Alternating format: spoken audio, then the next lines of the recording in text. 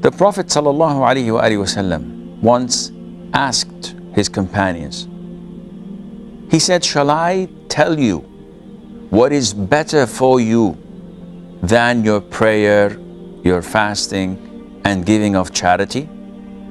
Of course, the Prophet ﷺ was talking about voluntary prayers, fasting, and charity, because nothing is better than the fard, or the obligations that Allah Azza wa Jal had commanded us to do. So the companions said, yes, O Prophet of Allah. The Prophet told them to reconcile between two fighting factions. Reconciliation between the fighting factions, or the people who have disputes among them, hatred, enmity, who have boycotted one another, who are not in contact as they used to be, either due to a quarrel that took place, a misunderstanding, or for any other reason. Reconciling between them is among the best deeds. It's more important and it's better than voluntary deeds of prayer, night prayer, fasting, etc. To the extent that Islam compensated a person who is reconciling between two families, two tribes, two fighting factions or groups, Islam compensated him for his financial loss in the process.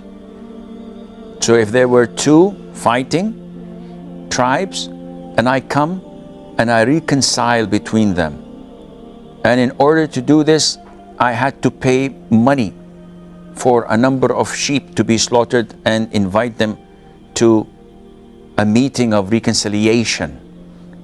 Islam says, I can take from zakat money, even if I'm wealthy. I'm still eligible to get payments of zakat from the Muslims to compensate my loss. Not only that, Islam allows and permits a person in his efforts to reconcile to lie. Imagine lying, which is a major sin, but it is permitted in 3 cases, and one of them when a person reconciles between the two. So I go to this person and I lie to him and tell him that the other person whom he is not talking to said so many things about you, and they were all positive and good. And he said that you were so generous and so kind and so loving and caring. Had it not been for shaitan, both of you would have been best friends. And you convince him that he said that, and then you go to him and you say the same thing about the other person so that you can manage to get them close together.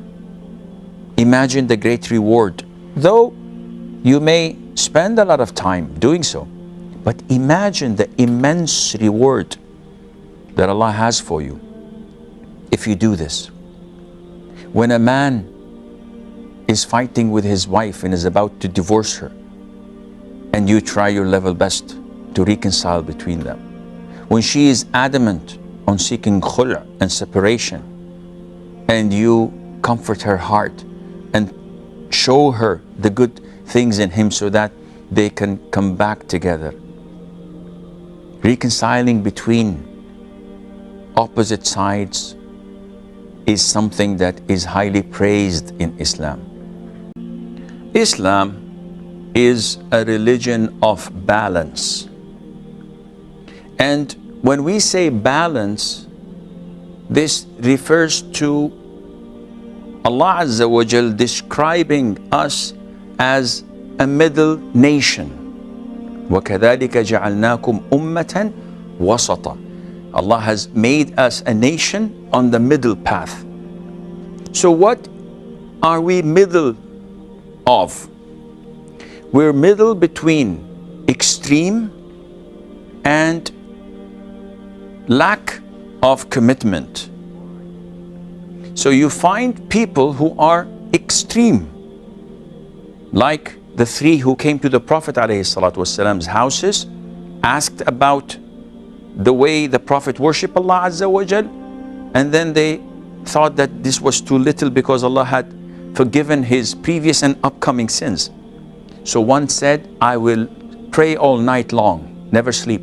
The second said, I will fast all year long, never break my fast. And the third said, I would avoid women and I will never marry.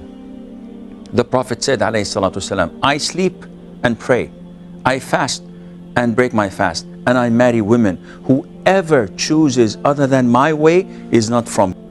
Wassalamu alaikum wa rahmatullahi wa barakatuh.